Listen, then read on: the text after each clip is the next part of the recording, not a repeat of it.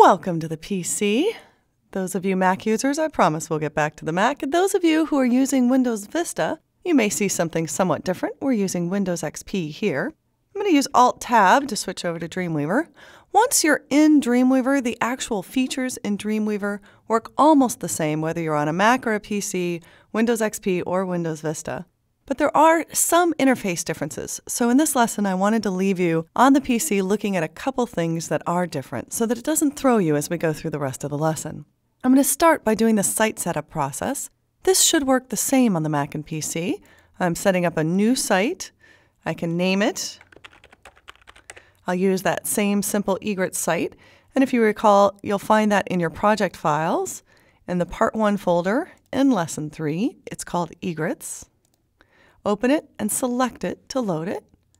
Go back for the images, open that, and then select it. And we've designated that as our local root folder. Not going to worry about the web address. Routinely check my case-sensitive links. Click OK. And now you see the same files open in the Files panel. If I double-click, I can open this page into Dreamweaver. Now, Dreamweaver on a PC automatically tries to fill your entire screen. You probably noticed on the Macintosh that this window cut off around here and you could see some of the desktop. On the PC, you'll never see the desktop in the background, but you can still change the display area in the main workspace.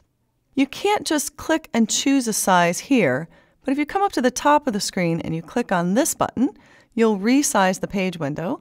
And everything's disappeared now, but if you make your property inspector a little smaller, you'll get it back. Now you can see that you can choose from these different options because this window is now floating here. So if, for example, I wanted that 760 by 420 size, I could choose that and get a preview of how this design would look on a 600 by 800 resolution monitor. Again, if I click and drag, you'll see that Dreamweaver is automatically adjusting that as I do so. The other options at the bottom here work exactly the same way. By the way, this option over here on the right is telling me how big this page is, total of 69K, and how many seconds it will take at the specified download speed.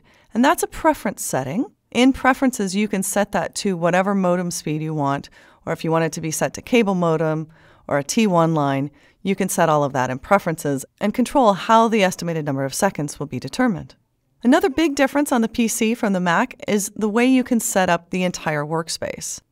So if I choose Workspace Layout, on the PC, I have choices between Coder, Designer, and Dual Screen.